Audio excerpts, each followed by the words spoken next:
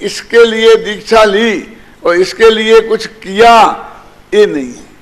उन्होंने तो इस भव्य जीवों को आत्मा का कल्याण उनका कैसे हो, ये 5 इंद्रिय के विषयों में से कैसे निकलें, ये जगत की झंझटों से कैसे निकलें, ये राग द्वेष से कैसे पार हों, इसके लिए उपदेश दिया। दूसरों को मारो मत बचाओ, इसके लिए उपदेश नहीं दिया। तो बंधाधिकार में पूरा इस समय सारे में कम से कम 25 गाथाएं होंगी, जिसमें डंके की चोट कहा है कि निज आयु क्षय से मरण हो, यह बात जिन्हें वरन कही, तू बचा कैसे सकेगा जब आयु दे सकते नहीं। निज आयु क्षय से मरण हो, यह बात जिन्हें वरन कही, तुम मार कैसे सकोगे जब आयु हर सकते नहीं। इसमें मेरे 12 व्याख्यान हैं, अभी देवलाली में हुए थे शिविर में, करीब महीना 1.5 महीना पहले ही। यही सारा प्रकरण है उसमें, उसके कैसेट भी यहाँ उपलब्ध हैं, बहुत मार्मिक, बहुत अच्छे हैं। अमेरिका में तो मैंने सारे गांव में वो करवा दी उनकी कॉपियाँ, कम से कम 500 कॉपियाँ वहाँ होके चली गई होंगी। कलकत्ते में भी अभी 2 महीना पहले रहस्यपूर्ण चिट्ठी पे हुए थे 8 व्याख्यान, उसकी सीडी भी होगी। तो ये बहुत मार्मिक विषय हैं, ये साधारण नहीं है। जब महावीर कहते तुम किसी को मार नहीं सकते, बचा नहीं सकते, तो तुम किसी को मारो मत और ऐसा उपदेश देंगे क्या? वे तो ऐसा कहते हैं इसी प्रवचनसार में, मारो न मारो जीव को बंद अध्यवसान से, यह बंध का संक्षेप है, तुम जान लो परमार्थ से। माने उनने जो उपदेश दिया, जो उनकी दिव्यध्वनि का आया और हमारे पास जो साहित्य उपलब्ध है, उसे किसी को देखने की फुर्सत ही नहीं है। ये तो गुरुदेव जी के प्रताप से इतना बढ़िया काल पका है कि इस समय भी ऐसे खचाखच हॉल भरा रहे, 1200-1500 आदमी, और 10 दिन तक लगातार इस तत्व ज्ञान को सुनने के लिए, और कितनी तकलीफें उठाते हुए। आप सब जानते नहीं हमारे पास कितनी जगह है, 100-200 आदमी मुश्किल से समाये, लेकिन ये तो आकाश द्रव्य की कृपा है कि आप सब लोग इतने यहाँ पर ठहरे हैं। बाहर हम बहुत कोशिश करते हैं, सबसे मकान लेते हैं, महेंद्र भाई की कृपा से सब कोशिश करते हैं, लेकिन वो कोई जाने ही नहीं चाहता। जो जगह लेते हैं वो खाली पड़ी रहती है, इस हॉल में लेटे रहते हैं, रात में भी यहीं सो जाते हैं। सुबह 4 बजे से यहाँ पर वो शुरू हो जाता है भक्तांबर का काव्य का पाठ, फिर गुरुदेव का प्रवचन। अब बेचारे सो भी नहीं पाते हैं ढंग से, क्यों? और शाम के 10-11 बजे तक, 11 बजे तक का तो कार्यक्रम सुनाई दिया आपको। ये अद्भुत बात नहीं है ये अपने आप में महेंद्र कुमार जी? है? पहले के जमानों में नाटक आदि कार्यक्रम इसलिए किए जाते थे कि भीड़ इकट्ठी हो जाए, नहीं तो पंडित जी के प्रवचन सुनेगा कौन? तो नाटक की भीड़ इकट्ठी करके और नाटक के बीच में पंडित जी का प्रवचन करा दो, जबरदस्ती उनके गले में पिला दो। क्या कोई महासमिति वगैरह का अधिवेशन वगैरह करना हो? क्या आज उल्टा हो गया है मामला। अब वही पंडित जिनके लिए भीड़ जुड़ाने के लिए सांस्कृतिक कार्यक्रम किए जाते थे, अब सांस्कृतिक कार्यक्रमों में भीड़ जुड़ाने के लिए उन पंडितों के प्रवचन का उपयोग किया जाता है। क्यों साहब?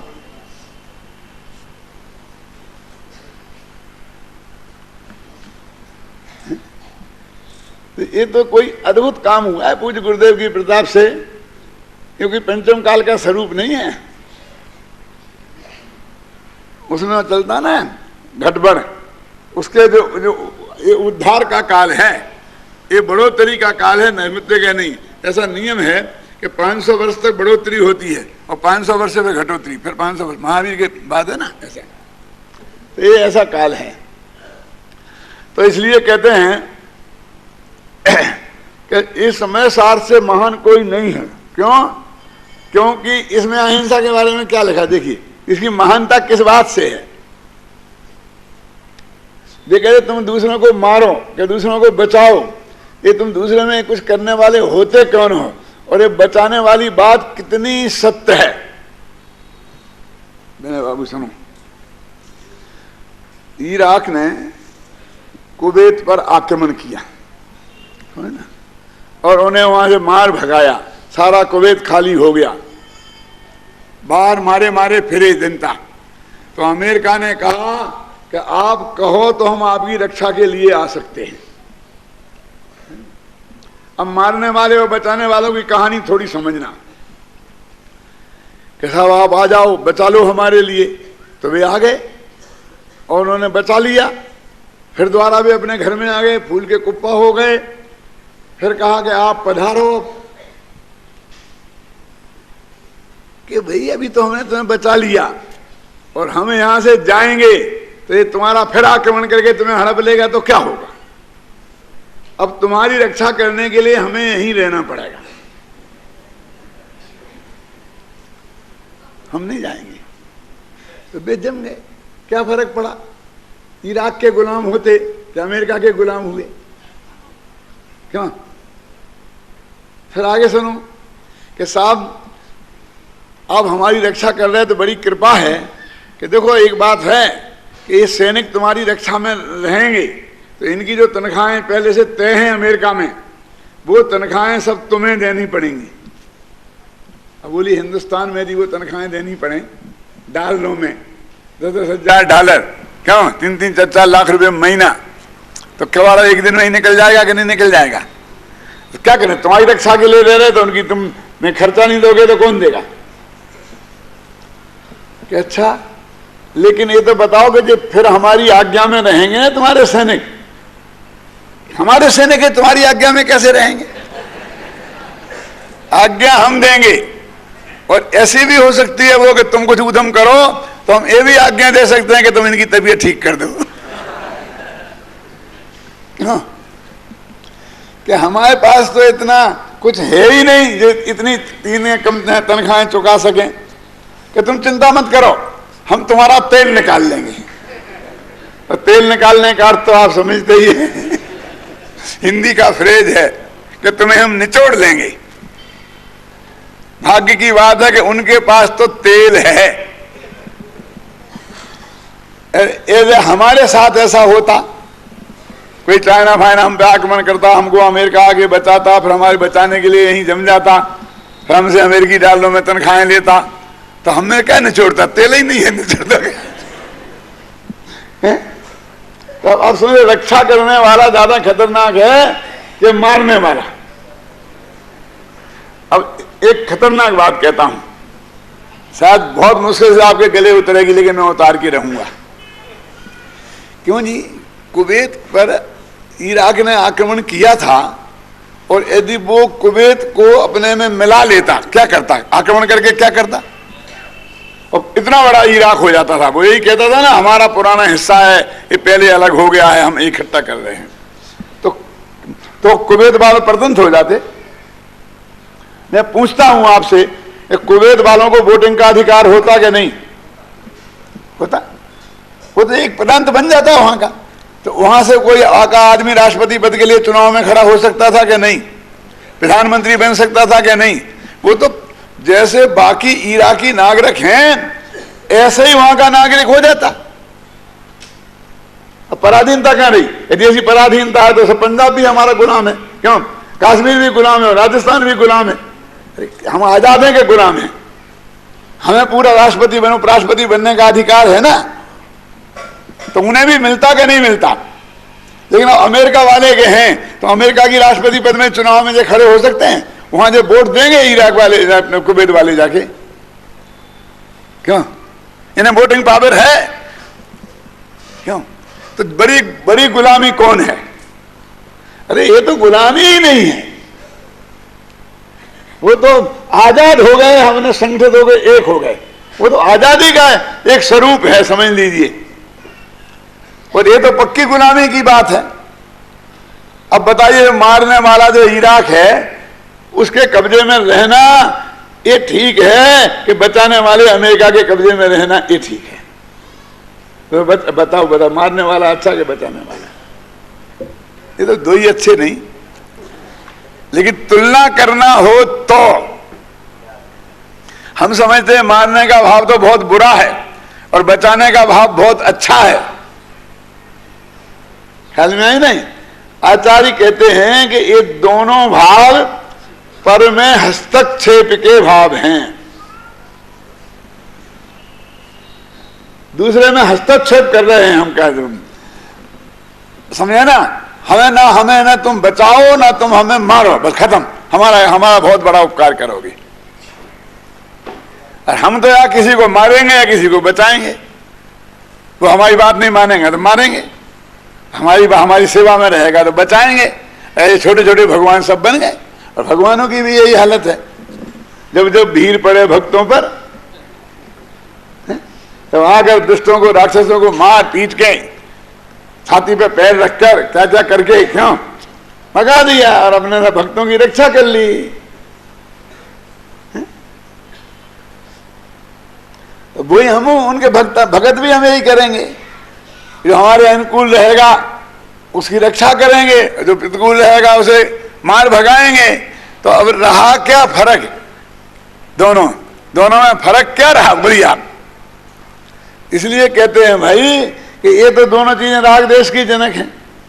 ये भगवान महावीर की दिव्य दुनिया में आई थी। अब क्या करें? भरी सभा में चिल्ला चिल्ला के कह रहे, दैनिक अखबारों में लिख रहे भगवान महावीर ने इसका किया, ये किया, वो किया। मैं कहता कौन से शास्त्र में लिखा बताओ तो? लिखा है ना, लिव एंड लेट लिव। क्या है भैया? भगवान महावीर की अंग्रेजी में भी बोले थे, क्या? जियो, खुद जियो और जीने दो समाने में सभी को। क्यों? ये भगवान महावीर का, ये तो बाइबल का वाक्य है भले आदमी, और तुमने महावीर के नाम पे मर दिया। बाइबल में लिखा है। भगवान महावीर तो कहते सब जीते हैं, कौन होते हैं हम उन्हें जीने दें? कौन होते हैं हम उन्हें जीने देने वाले और कौन होते हैं हम मारने वाले? क्यों? जब उनके आयु का कर्म खत्म हो जाएगा तो वे मरेंगे, तो हमारे जीने दो से क्या होता है बोलो? क्यों? और आयु कर्म रहेगा तो हमारे मारने के भाव से भी क्या होता है? ये तो उसकी आजादी में दखल है। ये कहाँ महावीर का वाक्य है? जो महावीर के वाक्य के नाम पर हमने सब जगह लिखवा दिया है, जिन्हें और जी दो, जियो और जीने दो, महावीर का सिद्धांत, जियो और जीने दो।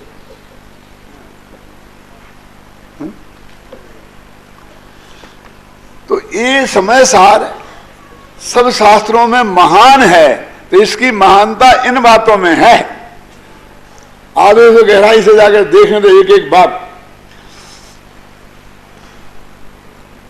इस समय सार का समापन करते हुए आचार्य कुंद कुंद स्पष्ट शब्दों में स्वयं लिखते हैं कि जो व्यक्ति शब्द से और अर्थ से इसको पढ़ेगा, उसका भाव समझेगा, वो निश्चित रूप से उत्तम सुख को प्राप्त करेगा। ये उनकी गारंटी है। ये समय सार के समय सार को अर्थ से और भाव से दोनों बातें। अर्थ माने वो पदार्थ, ये पदार्थ क्या है, और भाव माने इसका कार्य क्या है। जैसे कि ये अर्थ और भाव का मैं थोड़ा अर्थ समझाऊं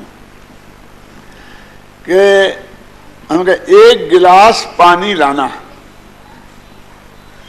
अब उस बच्चे को जिससे कहा गया है उस गिलास नामक पदार्थ से और पानी नामक पदार्थ से भी परिचित होना चाहिए, है ना? और एक गिलास भाव से भी परिचित होना चाहिए और उस वस्तु से भी कि इसका क्या है। कि एक गिलास पानी जो मंगाया है तो इन्हें प्यास लगी है और पानी पीना है, बुझाना है, तो ये उसका भाव है। एक गिलास पानी काहे के लिए मंगाया? अब मान लो गिलास नहीं है तो क्या करें? कि साहब गिलास नहीं है, पानी नहीं आ सकता। अरे भाई समझदार होगा, भाव समझता होगा तो कटोरे में ले आएगा, गिलास से क्या लेना देना, कि उस आकार से थोड़ी कुछ लेना देना है। क्यों? ऐसे आकार वाले बर्तन में ले आएगा और पानी के पीने के भाव का काम हो जाएगा कि नहीं? तो अकेले वस्तु को बस एक गिलास, जब तक वो ऐसा आकार का चीज नहीं आएगी तो बस हम क्या करें, हम गिलास है ही नहीं, अब गिलास है ही नहीं, अब गिलास है ही नहीं, क्या करें? तो जो भाव को नहीं पहचानेगा वो उसकी दुर्दशा ये होगी। और जो अर्थ वस्तु को ही नहीं पहचानेगा कि पानी क्या है, गिलास क्या है, क्या ले जाना है, क्या है, तो वस्तु को भी पहचानना चाहिए, उसका नाम है अर्थ। और उसको प्रयोजन को, उसके भाव को ये पहचानना, इसका अर्थ है भाव। तीन तरह की चीजें होती हैं, जैसे पानी, पानी नाम का एक शब्द है, पानी नाम का एक पदार्थ है, और पानी को जानने वाला एक ज्ञान है, उसका नाम भी पानी है। बोलते हैं ना पानी का ज्ञान। ये तीनों को जानना चाहिए। पानी नामक पदार्थ को नहीं जानेंगे तो काम नहीं चलेगा, और पानी नामक शब्द को नहीं पहचानेंगे तो, अब हमने पानी बोला और तुम शब्द को नहीं पहचाना तो फिर क्या लाओगे? बोलिए, पदार्थ तो है आप जानते हैं, लेकिन इस पानी नामक शब्द को नहीं जानते हैं। और पानी नामक शब्द का और पदार्थ का दोनों का ज्ञान नहीं हो तो क्या होगा? तीन चीजें जरूरी है ना। तो समय नामक शब्द है, समय नामक पदार्थ है, और समय नामक को जानने वाला एक ज्ञान है, उसका नाम भी समय है। ज्ञान समय, शब्द समय और अर्थ समय, तीन तरह के समय होते हैं। ये समय सार का समय चल रहा है क्या? तीन तरह के समय होते हैं। समय नामक शब्द जो समय नामक पदार्थ का वाचक है, समय नामक अर्थ जो समय नामक शब्द के द्वारा कहा जाता है, और समय नामक ज्ञान जिसने उस समय नामक शब्द को और अर्थ को जाना है और उनके संबंध को जाना है, वो समय नामक ज्ञान क्या उसको बताने वाला ये समय सार नामक ग्रंथ है ना। वो रजनी छाबड़ा के मंगलाचरण में है, सार पदार्थ आत्मा है ना, सकल पदार्थ जान, सब पदार्थों में सारभूत पदार्थ ये भगवान आत्मा है। तो समय माने क्षय द्रव्य और सार माने आत्मा, और समय माने आत्मा, तो सार माने द्रव्य कर्म, भाव कर्म और नो कर्म से रहित शुद्ध पारिणामिक भाव, ऐसा अर्थ किया जाता है। तो देखो अब आत्मख्याति का जो कलश है, अब उसकी चर्चा करते हैं। नमः समय साराय स्वानुभूत्या प्रकाशते चित स्वभावाय भावाय सर्वभावांतरिच्छिदे। इसका हिंदी पद्यानुवाद है, नीचे देखो। निज अनुभूति से प्रकट चित स्वभाव चिद्रूप सकल गे ज्ञायक नमो समय सार सदरूप। ये जो सदरूप है ना, ये भावाय का अनुवाद है। ये जो चित स्वभावाय है ना, तो चित स्वभावाय का अनुवाद है। तो ऐसे सब सकल गे ज्ञायक, तो सर्वभावांतरिच्छिदे इसका भी अनुवाद है, समझे ना। और स्वानुभूत्या प्रकाशते, तो निज अनुभूति से प्रकट, ये स्वानुभूत्या प्रकाशते का मैंने पूरा एक एक शब्द अक्षर से उसकी भाव इसमें बना हुआ है। और इसका अर्थ भी फिर सरल है कि निज अनुभूति से प्रकट कब मिलेगा ये भगवान आत्मा? कि आत्मानुभूति से प्राप्त तत्व मैं ज्ञानानंद स्वभावी हूं। चित्त स्वभाव वो चैतन्य स्वभावी है, और सदरूप वो वस्तु है। मैं आकाश आदि के भांति एक वस्तु हूं, ऐसा आता ना। और सकल गे ज्ञायक, सारी दुनिया को जानने वाला है, ऐसा समय सार शुद्ध चैतन्य स्वरूप है। तो देखिए अब इसमें तीन चार विशेषण हैं। एक समय सारा है, मन समय सार, एक चित स्वभाव है, एक भावा है, और एक सर्वभावांतरिच्छिदे, एक स्वानुभूत्या प्रकाशते। देखो आप जानते हैं नमः के योग में चतुर्थी का प्रयोग होता है। ये हमारे विद्यार्थी सब जानते हैं। सब क्या होता है? नमः के योग में और काय काय के योग में होता है? नमः, स्वस्ति, स्वाहा, स्वधा, ये सब शब्द में चतुर्थी का प्रयोग होता है। तो ये भाव की जगह भाव क्यों नहीं लिखा? भावाय क्यों लिखा? चित स्वभाव क्यों नहीं लिखा? चित स्वभावाय क्यों लिखा? ख्याल में है ना? तो कहते हैं कि चतुर्थी का प्रयोग है। चतुर्थी विभक्ति होती है एक, रामा से रामाय। नमा के योग में चतुर्थी, राम के लिए नमस्कार हो तो रामाय नमः, है ना? आप भी जो उंगली बोलते हैं ना, इसमें बहुत गड़बड़ी होती है। महावीर जिनेन्द्राय, है ना? अनर्घ पद प्राप्ताय अर्घम नृपांति स्वाहा आता ना, तो जिनेन्द्राय, तो यहां तो नमा नहीं है, फिर क्यों आ गया है जिनेन्द्राय? तो स्वाहा, सुधा, इनके योग में भी चतुर्थी का प्रयोग होता है। तो स्वाहा बोला ना अंत में, इसलिए यहां महावीराय हो गया।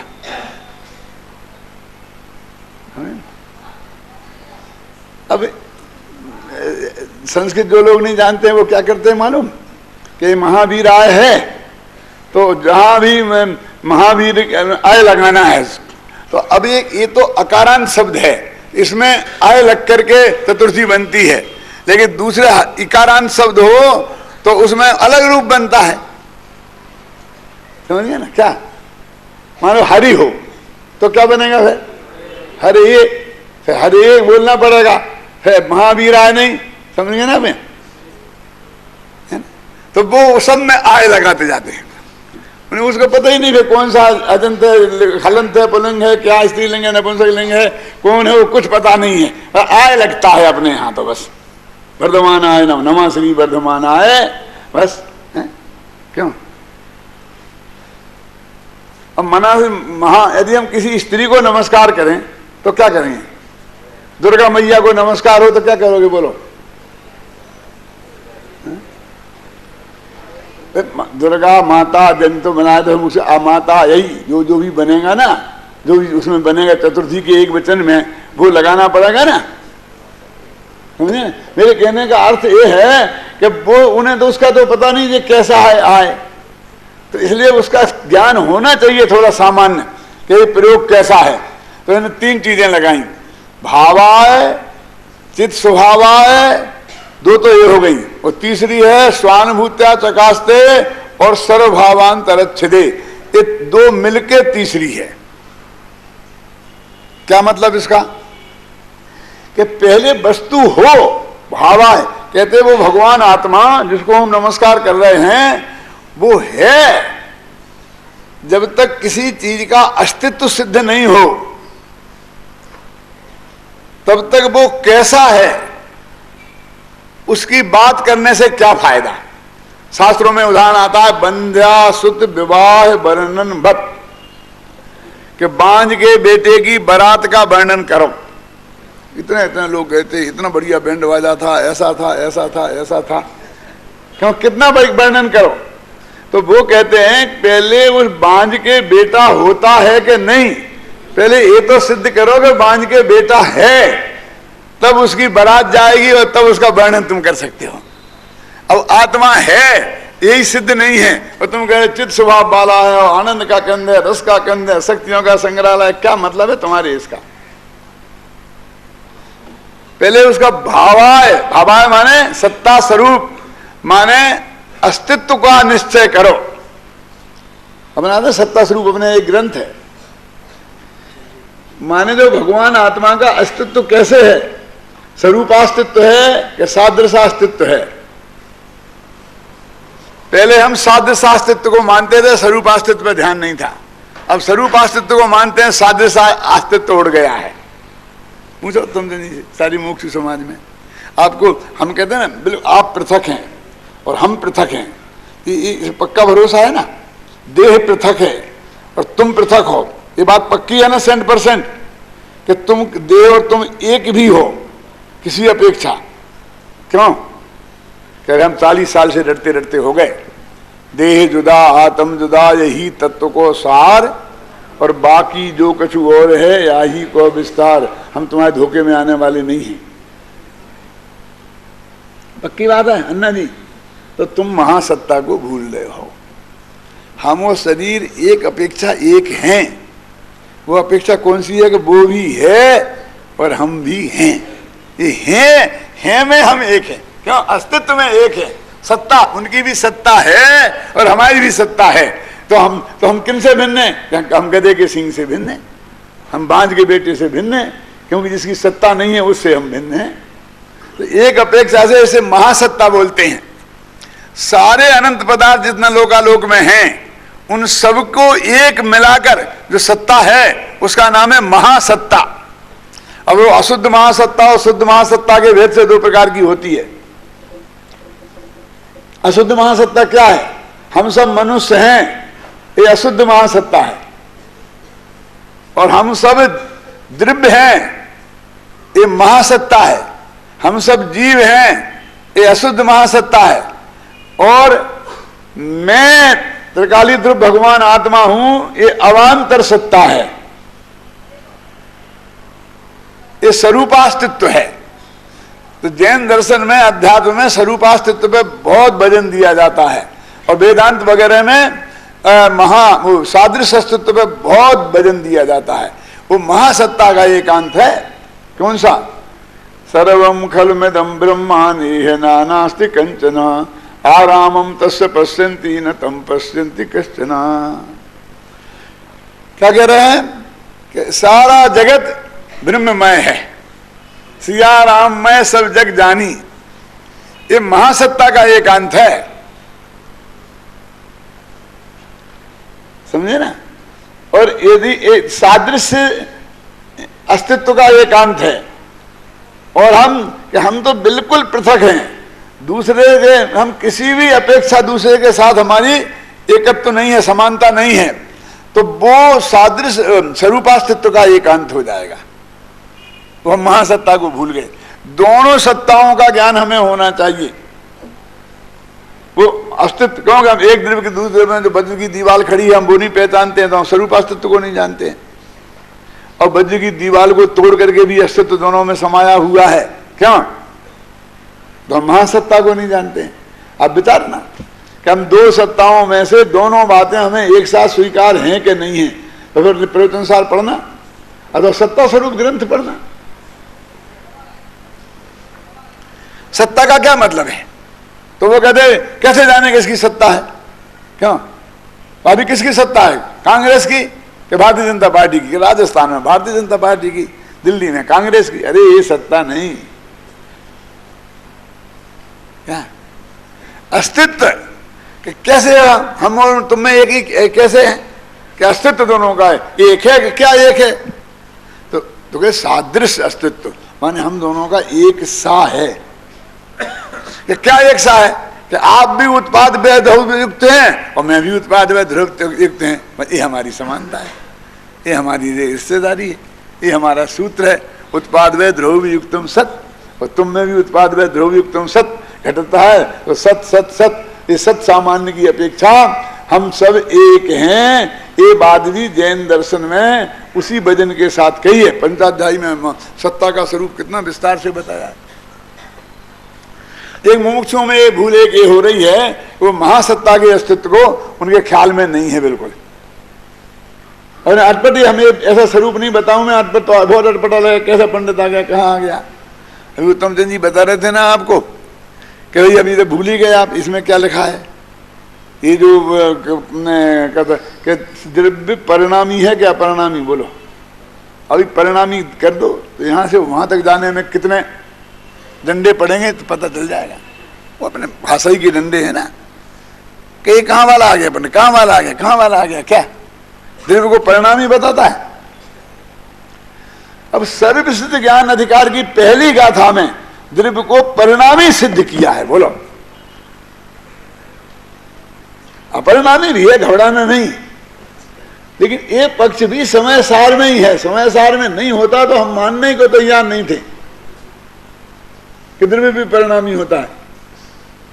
लखा नाटक समय सार का छंद बोलता हूं जो आपको बोलेगा समझ में आएगा कर्ता परिणामी द्रव्य क्रिया रूप परिणाम, है ना, कर्म रूप परिणाम क्रिया पर्याय की फिर ने एक वस्तु त्रय नाम, है ना, कर्ता परिणामी द्रव्य। क्यों, किसका, या परिणमति सा कर्ता, जो जिस रूप परिणमित होता है वो उसका कर्ता है।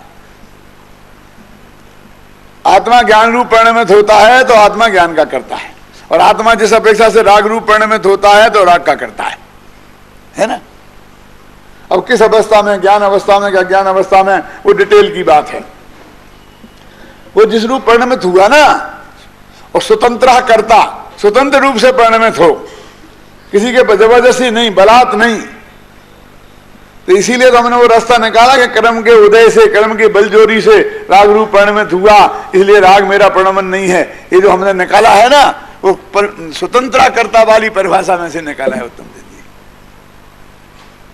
क्या अब जो थोड़ा न्याय व्याकरण पढ़े हैं उनको हम 1 सेकंड में समझा सकते हैं, वही बात जो नहीं पढ़े हैं उनके लिए जिंदगी भर में हमें समझाना मुश्किल है, क्योंकि वो कुछ नियम नहीं आता। या स्वतंत्र कर्ता, ये सब सूत्र हैं व्याकरण के, कर्ता परिणामी द्रव्य सूत्र हैं, समय सार के सूत्र हैं, या परिणमति सा कर्ता। तो हम क्या समझते हैं कि परिणमति माने जो होना है उसमें फेरफार करने का नाम हम परिणम कर्ता होना मानते हैं। उत्तम जी ने कितने बढ़िया तर्क दिया कि आप अपनी पर्याय के कर्ता तो हो, अच्छा आप बन जाओगे, हमें नहीं करने। सावला जी, हमें नहीं करने, रोको, पर्याय से रहित हो जाएगा द्रव्य, हमें नहीं जानने, हम तो पर को जानेंगे नहीं। है तुम्हारी हिम्मत, कर लो, नहीं जानो, क्यों बोलो आप मुझे, हम उसके कर्ता नहीं बनेंगे। तो तुम कह दो कि हम कर्ता नहीं हैं, हम बने चाहे नहीं बनो, लेकिन तुम उस रूप होगे होगे और होगे, वो तो होने ही वाला है। तुम ये कहोगे हम करा तो नहीं कर, तो फिर काय के करता रहे। अब समझिए ना, एक समय भी में वो द्रव्य परिणमित हुए बिना नहीं रहेगा। हैं, तुम बेहोश पड़े हो तब भी परिणमन रहा क्या नहीं, तब भी परिणमन हो रहा उसमें क्या नहीं।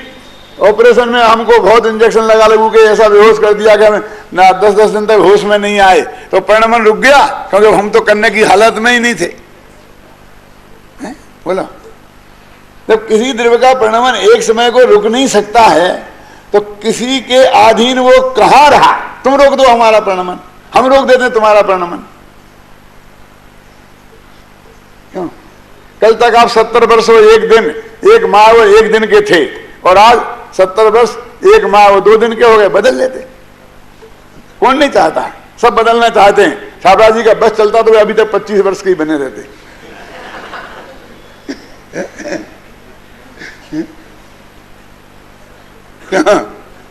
महिलाओं में तो खास होता है, इस साल पूछो तो 25 वर्ष, अगले साल पूछो तो 25 वर्ष, तीसरे साल पूछो तो 25 वर्ष, उनकी उम्र बढ़ती ही नहीं है। कभी कभी बोलने लगती है जोर से, माथे पे बाल सफेद हो जाते हैं, तो नाई के यहाँ जाकर काला मुंह करा करके फिर 25 वर्ष के बन जाते हैं। क्यों काले मौन तो कराते हैं, बाल कराते हैं। तो मैं तो इस पूरे को ही मैं समझता हूं।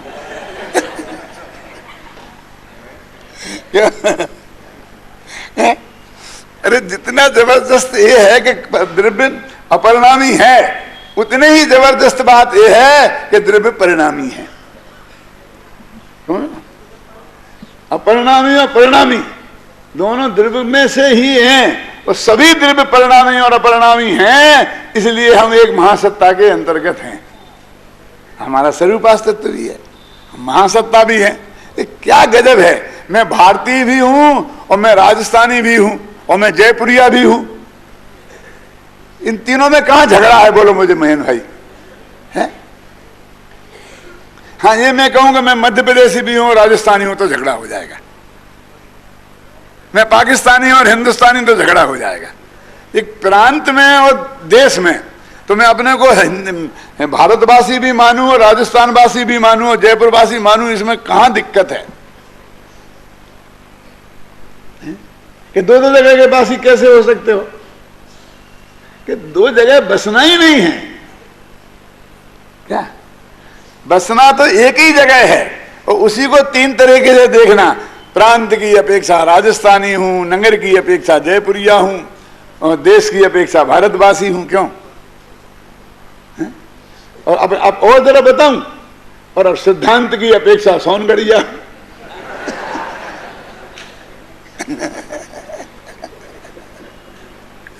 कितनी अपेक्षाएं लग सकती हैं, और वो सब में एक साथ हो सकता हूं कि नहीं?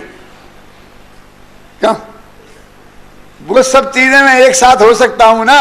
तो हमारा ये वस्तु का जो स्वरूप है हमें नहीं जानते हैं, इसलिए हमें ऐसा होगा तो वैसे कैसे होगा, अपरिणामी हो तो परिणामी कैसे होगा, ऐसा लगता है हमको।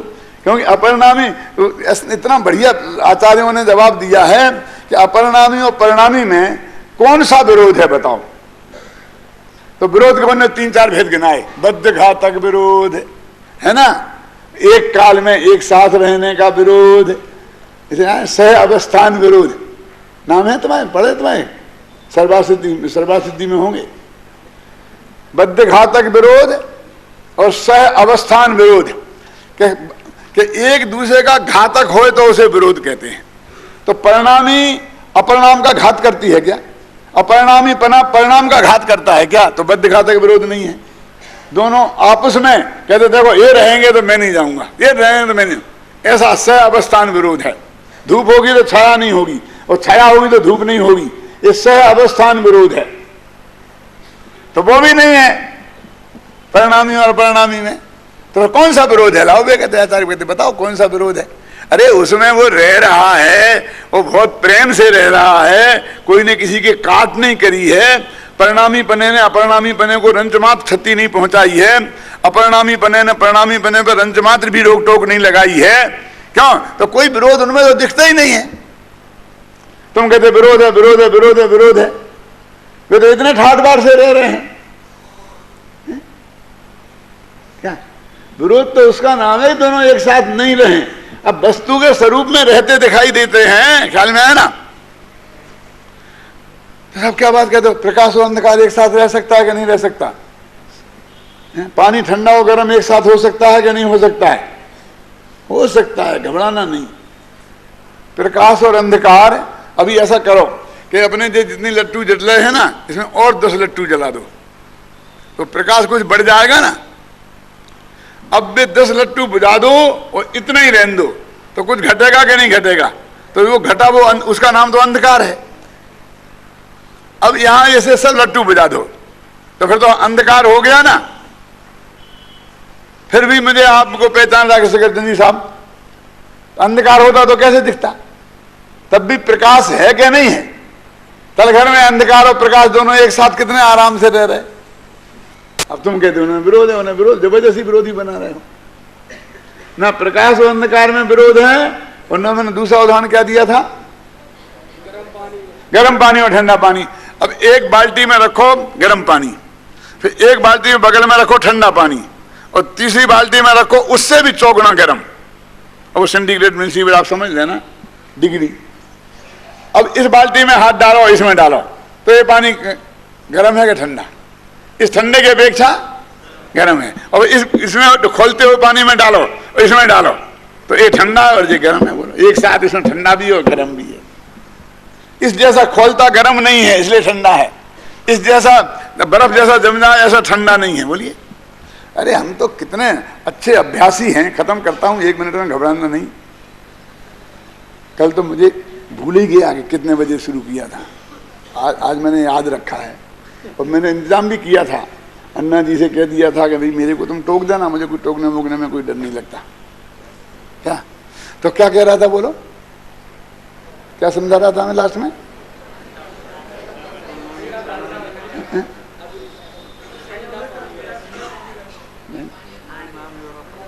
वो तो गर्म और नरम पानी तो निकल गया।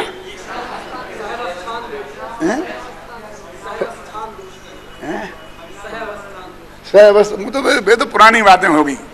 ये लास्ट में मैं जो मैं बात कह रहा था कि वो दोनों चीजों को एक साथ रहने में कुछ भी विरोध नहीं है। वे बहुत प्रेम से एक साथ रह रही हैं और हमें विरोध है, विरोध है, विरोध है, विरोध है। तो जब एक साथ रह सकती हैं दो चीजें, तो फिर उसको विरोध हम किस बात का माने? तो परिणमन और अपरिणामीपना, ये दोनों वस्तुएं एक साथ द्रव्य में रहती हैं, उत्पाद व्यय और द्रव्यपना। अब ये परस्पर विरोधी कहाँ है? ये दोनों एक साथ वस्तु में रहते हैं ना, इसलिए न परस्पर विरोध है ही नहीं। तो विरोध है नहीं पर दिखता है। पति पत्नी लड़ते हुए दिखते हैं ना, लेकिन लड़ाई है थोड़ी। 50 साल से ठाठ से रह रहे हैं, प्रेम से एक ही कमरे में रह रहे हैं, बढ़िया है। क्यों क्या वगैरह बढ़ हुई? कुछ नहीं, झगड़ा है उनमें। क्या क्या झगड़ा है बोला? यदि झगड़ा होता तो एक साथ कैसे रहते? और तुम्हें झगड़ा का स्वरूप देखना है ना, तो मैं बताऊं थोड़ा। कोई पति पत्नी लड़ रहे हो, पत्नी पति से महा असंतोष व्यक्त कर रही हो और आपे से बाहर हो गई हो, फिर भी तुम जाकर पति को हाथ लगा के तो देखो, वो शेरनी सी तुम पे ना टूट पड़े तो मेरा नाम नहीं कि मैं तो तेरे को बचाने आया। दादा बढ़िए, तू हमें बचाने वाला कौन होता है? हमारे घर में हम निपट लेंगे, तेरे सहयोग की हमें रंच मात्र आवश्यकता नहीं है। और तुम ये बातें सुन सुन के समझ गए कि ये परस्पर विरोधी हैं। क्यों? समझ गए ना?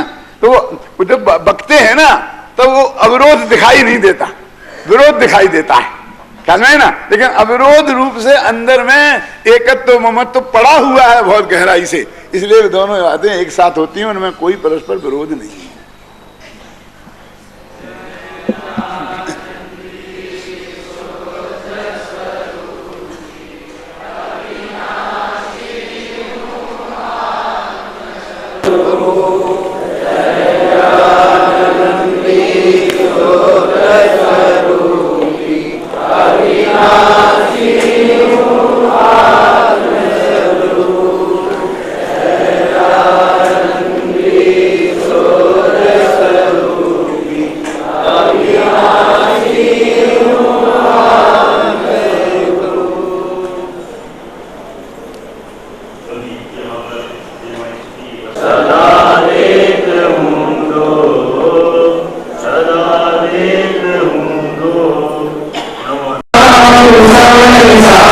शांत हों जिनके गुणों के गान में, वे वर्धमान महान जिन विचरे हमारे ध्यान में।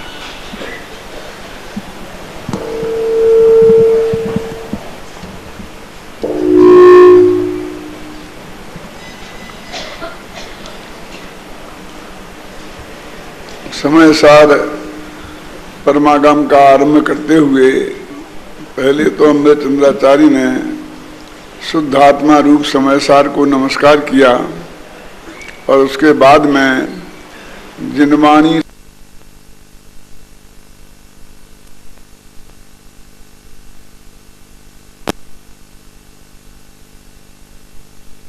तो नमस्कार कहते हैं। जिनवाणी तो अनंत भगवान की दिव्यधुनी का सार है, इसलिए उनको नमस्कार करने में कोई दिक्कत नहीं है। लेकिन वो जिनवाणी हम और आप तक पहुँचे, इसमें आचार्यों का भी योगदान। दूसरी बात यह है कि जिनवाणी सदा जयवंत बरते, इसका अर्थ क्या है? कल थोड़ी चर्चा अपन ने की थी। जयवंत बरते माने दुनिया उसकी जय के नारे लगाते रहे कि नहीं। सम्यक दर्शन की प्राप्ति में देशना लब्धि यद्यपि निमित्त है, फिर भी अनिवार्य फैक्ट है, अनिवार्य तथ्य है। माने उसके बिना कभी किसी को ना आज तक सम्यक दर्शन हुआ है और ना होगा। आप कहेंगे सम्यक दर्शन तो दो प्रकार का होता है, निसर्गज और अधिगमज। निसर्गज भी तो होता है ना, तो निसर्गज भी वास्तव में अधिगमज ही होता है और अधिगमज भी वास्तव में निसर्गज ही होता है। इस भव में देशना ना मिली हो और पहले भव की देशना हो तो उसको हम निसर्गज कह देते हैं। अथवा देशना के तत्काल बाद कोई असर ना हुआ हो, लेकिन बात उसके क्षोभसम ज्ञान में जम गई हो और फिर विषय के साथ में लग गया, धंधे पानी में लग गया, फिर 10 साल बाद 15 साल बाद जो पहले समझा था देशना लब्धि में वही स्मृति में आए धारणा में से, तो उससे भी 15 वर्ष बाद हो तो तत्काल तो कोई दिखेगा नहीं उपदेशक, तो उसे भी हमने सरगत कह देंगे। अब अंतर क्या रहा दोनों में, बोलो सुशील जी? कि इसको जो स्मरण आया क्योंकि वो इसी भव का है इसलिए बोलते हैं उसे स्मरण, और पिछले भव का याद आए तो उसे बोलते जात स्मरण। बस खत्म, कुछ फर्क नहीं। ये कोई बड़ी बात नहीं है, जात स्मरण कोई बहुत बड़ी चीज नहीं है। कैसे देखिए, हम 70-80 वर्ष के जो लोग हो गए हैं, सुमन भाई आपको 60-65 वर्ष की बातें याद हैं कि नहीं है? तो 65 वर्ष की आप बात याद आपको आ सकती है तो कोई जीव अभी मरा है और मरते समय उसके साथ दुर्घटना हुई, घटना हुई, अच्छी घटना हुई, कुछ भी हुआ, तो उसके 4 साल बाद उसे याद आ गया तो कौन सा गजब है? तो 60 साल पुरानी बात याद आ सकती है तो 4 साल पुरानी बात याद आने में कौन सी आश्चर्य हो गया, क्या गजब हो गया? क्या समझ में ना संजीव? आत्मा तो वो एक ही है ना। या तो फिर ये मानो कि देह में थी वो स्थित धारणा, धारणा ज्ञान देह में होता है कि आत्मा में? अवग्रह या अवाय धारणा और उसके बाद में होती है स्मृति, फिर पृथ्वी ज्ञान, फिर तर्क और अनुमान। तो धारणा तक वो चीज आ गई तो वो 50 साल बाद भी स्मरण आ सकती है, 100 साल बाद भी, 1000 साल बाद भी आ सकती है, तो 5 साल बाद क्यों नहीं आ सकती? 5 वर्ष के बच्चे को जातस्मरण हो जाता है ना, 7 वर्ष के 8 वर्ष वाले को। अब वो घटना ऐसी होती है अधिकांश कि उसने मेरी हत्या कर दी थी, उसने मेरा गला घोंट दिया था, उसने मुझे जहर दे दिया था। अधिकांश तो दुर्घटनाओं की ही बात आती है। क्यों? तो हमने तत्व ज्ञान पहले सुना हो और हमारे वो स्मृति पृथ्वी ज्ञान में आकर के धारणा तक आ गया हो, तो वो धारणा में से वो कभी भी स्मृति में आ सकता है, वो तत्व ज्ञान भी आ सकता है, तो उसे बोलते हैं अधिगमन। तो अधिगमन में अपन कहते पहले भव का उपदेश भी काम करता है, तो इसी भव की 25 वर्ष पुरानी बात क्यों काम नहीं करेगी, है ना? इसलिए वो तो सिर्फ इतना बताने के लिए कहा है, 2 भेद किए हैं कि अभी तत्काल में कोई उनका गुरु दिखाई नहीं देता। तो पूज्य गुरुदेव श्री के केस में ही है कि ऐसे संप्रदाय में पैदा हुए जहां संबंधिष्टि जीव उत्पन्न नहीं होता मरकर। गीत में था तुम्हें, और वहां फिर 8 वर्ष की उम्र तक कोई उनको उपदेश का चांस नहीं मिला। जब तक उनको नहीं मिला तो नहीं मिला ना। और फिर मान लो जो कि उनको तो जातस्मरण भी नहीं हुआ, उन्हें सारे जीवन भर बहुत डंके की चोट इस बात का निषेध किया कि मुझे जातस्मरण हुआ। जातस्मरण तो दूसरे को हुआ और उसको उनने सुना, लेकिन वो तत्व ज्ञान उनके ख्याल में आ गया ना। समय सार को पढ़ के आया तो उससे 2 बातें एक साथ सिद्ध होती हैं कि वो श्रीमंदर परमात्मा की दिव्यध्वनि जो सुनी थी वो भी याद आ सकती है और सीधा समय सार पढ़ के भी हो सकता है। देशना लब्धि में जरूरी नहीं है कि कोई पुरुष ही निमित्त हो, जनवाणी भी निमित्त हो सकती है, और भी कई जगह इसके प्रमाण हैं। वो 86वीं गाथा वचन सार की, बोलो तत्वार्थ को जो जानते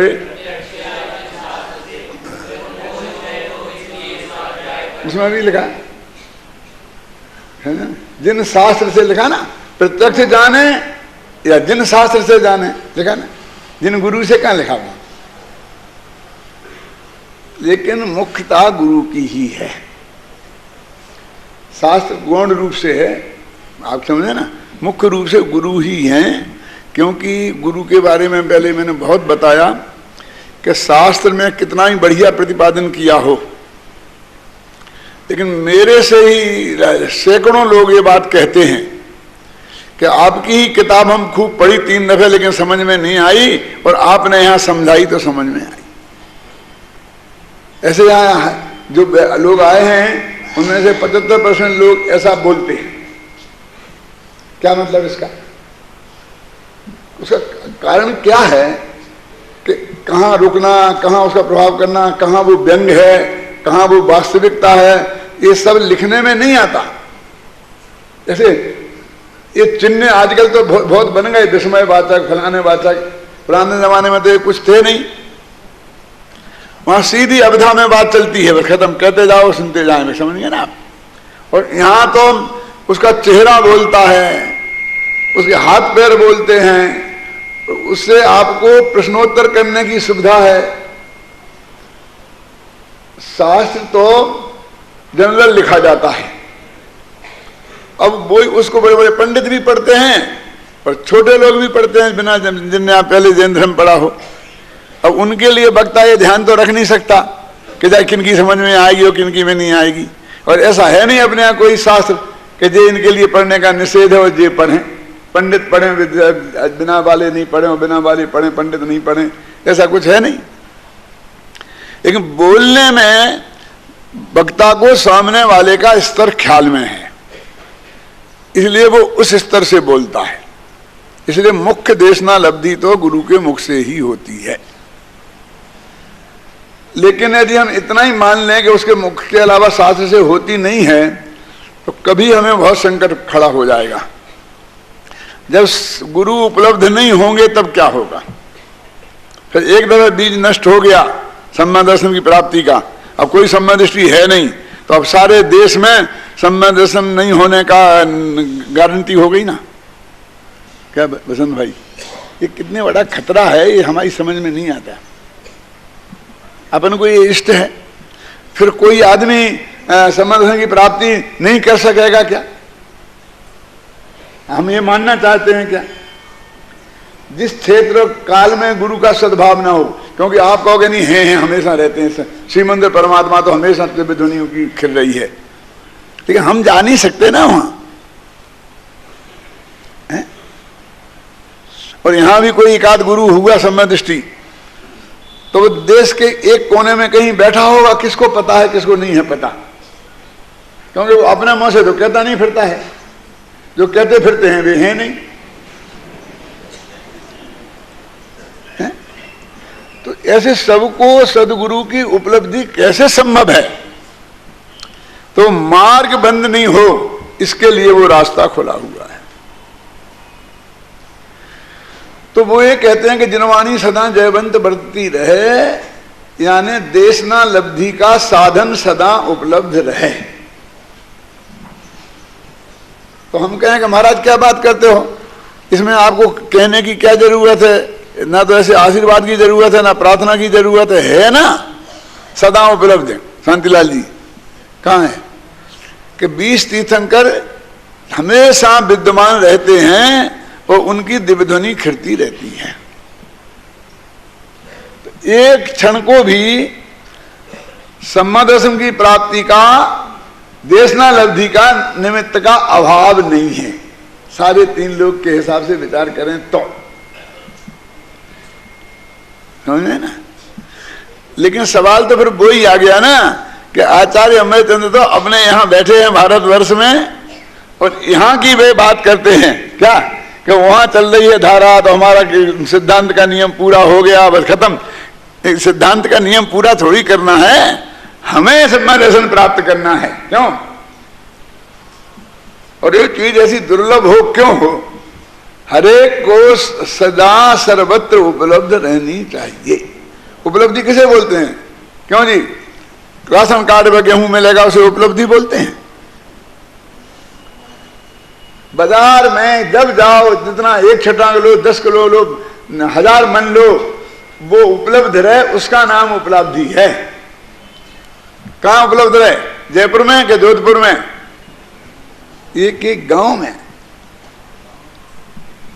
क्या गेहूं की दुकान एक एक गांव में होना चाहिए ना, नमक की दुकान एक एक गांव में होना चाहिए ना, नहीं तो उस गांव वाले को दूसरे गांव में लेने जाना पड़ेगा। बोलो क्यों महेंद्र कुमार जी? तो एक गेहूं और नमक जैसी भी कीमत नहीं है इस आत्मा की।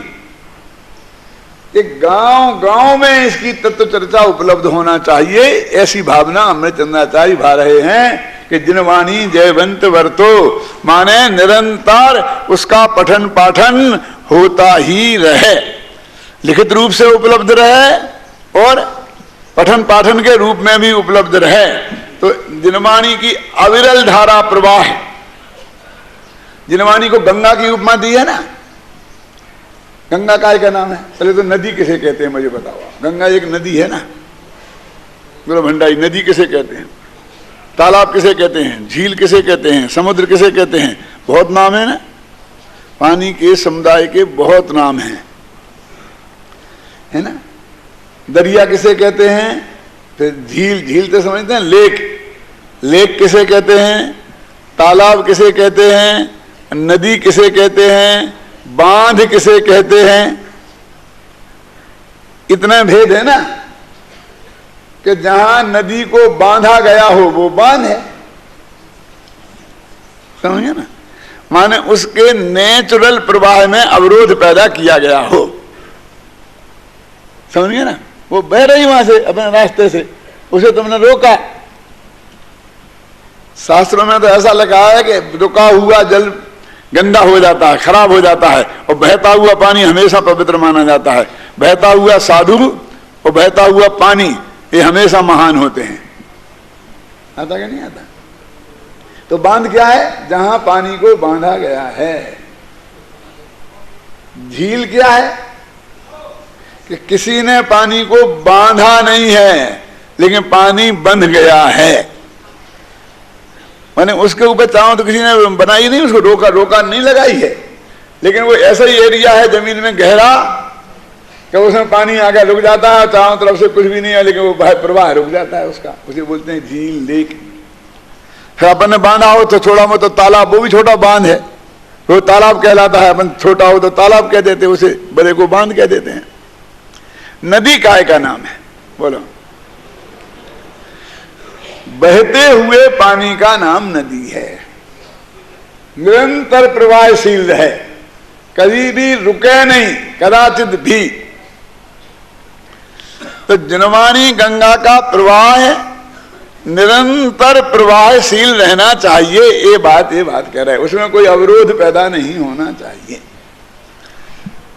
पंडित भागचंद जी ने महावीराष्टक स्तोत्र में बहुत ही सुंदर तरीके से इस बात को कहा है। छंद है ना, यदि या गंगा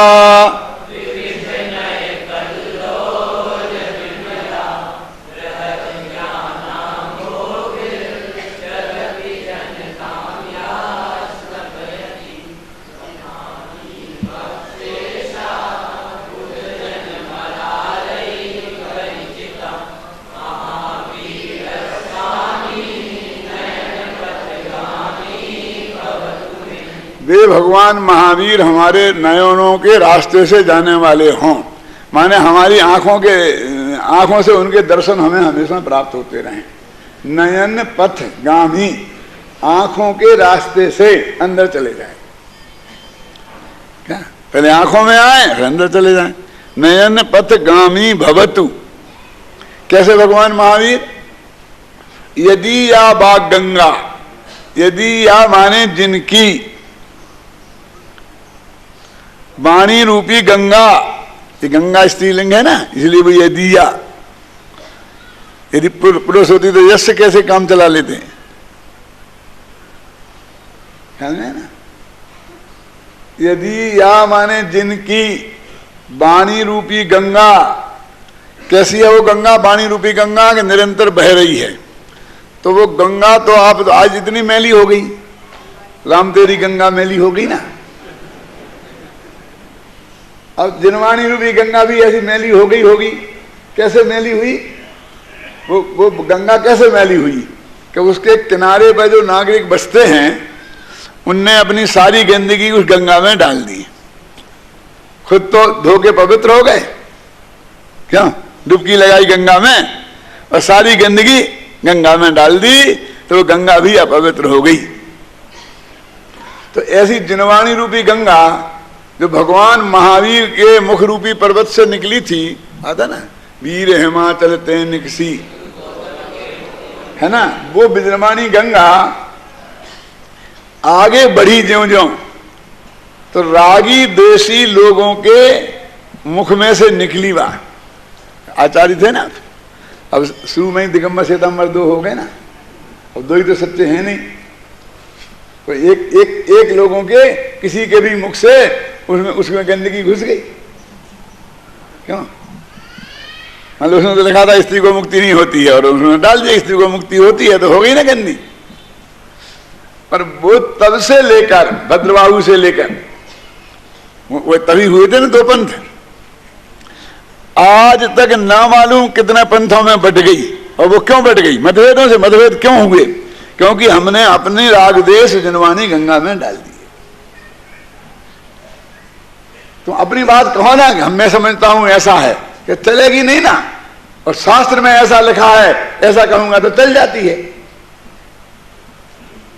समझ गए ना? तो इतने लोगों ने उसमें गंदगी डाल दी है और डाल दी होगी और डाल देंगे। तो उस गंगा के पैर पड़ने से क्या है कि जिसमें पास में जाओ तो बदबू के मारे नाक बंद करनी पड़ती है। क्यों? उसमें डुबकी लगाने से कौन से पाप कटेंगे बोलो?